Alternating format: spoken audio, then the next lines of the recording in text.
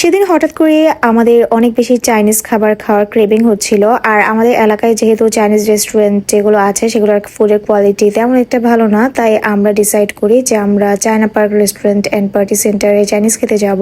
কারণ ওদের এখানে আমার এর আগেও 2বার যাওয়া হয়েছে আর ওদের ফুডের কোয়ালিটি অনেক বেশি ভালো। সো দিনটা ছিল ফ্রাইডে, একদম হালকা একটা মেকআপ নিয়ে রেডি হয়ে গিয়েছি। এটার get ready with me video আমি তোমাদের সাথে শেয়ার করব। আর চুলটাকে সুন্দরভাবে ফার্স্টে বেঁধে নিয়েছিলাম। আর যে পরিমাণে গরম পড়ছে ভাইরে ভাই, একদম লাঞ্চ টাইমে বের হয়ে গিয়েছি। আর আজকে যাব China park restaurant and party centre.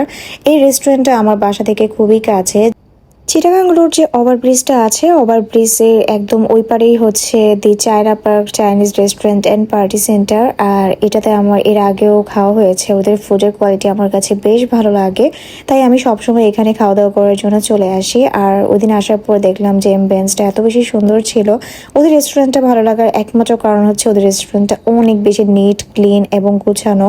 আর সব কিছু এত কাম অ্যান্ড কোজি, আমার কাছে তো ওদের সব কিছু অনেক অনেক ভালো লাগে। আর এখানে কিন্তু বেবিদের জন্য আলাদা করে খেলারও স্পেস আছে। বেবি নিয়ে আসলে বাচ্চারা একদমই বিরক্ত হবে না। আর আমরা যেহেতু ফ্রাইডেতে গিয়েছিলাম, ওই দিন এখানে ওদের একটা অফিসের সেমিনারের একটা প্রোগ্রাম হচ্ছিল, মেনলি পার্টি চলছিল। যারা পার্টি বা প্রোগ্রামের জন্য বুক করতে চাও তারা কিন্তু চাইলে তাদের এই রেস্টুরেন্টটা বুক করতে পারো। এখানে অনেক বেশি স্পেস আছে, 2টা স্পেসে ওরা এখানে সার্ভ করছিল। 120 জন মানুষের আয়োজন ছিল। অ্যান্ড ওদের সাথে তোমরা কথা বলে দেন বুক করতে পারো। আমি ওদের যে পেজের লিঙ্কটা সেটা আমার ভিডিও ক্যাপশনে দিয়ে দিয়েছি।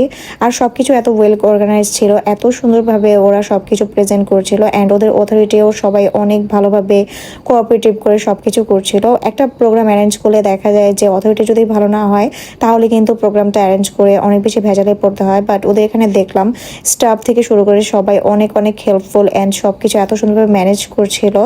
আর এখানে সবাই খাওয়া দাওয়া করছিল। সো তোমরা যারা জন্মদিন বা বিয়ে অর যে কোনো ধরনের পার্টি প্রোগ্রাম বুকিং করতে চাও তারা কিন্তু চলে আসতে পারো ওদের China park restaurant party centre.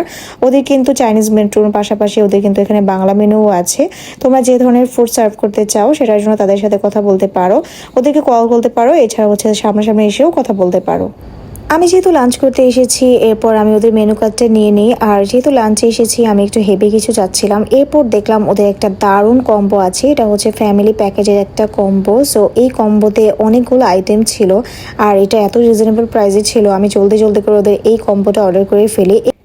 এটা ওদের রেস্টুরেন্টের অনেক ডিমান্ডিং একটা কম্বো। মেনলি এখানে 4 জনের ফুড তারা সার্ভ করে। এখানে ছিল স্পেশাল থাই স্যুপ, সাথে ছিল fried wonton, special fried rice, special pepper chicken, chicken vegetable, green সালাদ এবং মিনারেল ওয়াটার। এতগুলো ফুড আইটেমের প্রাইস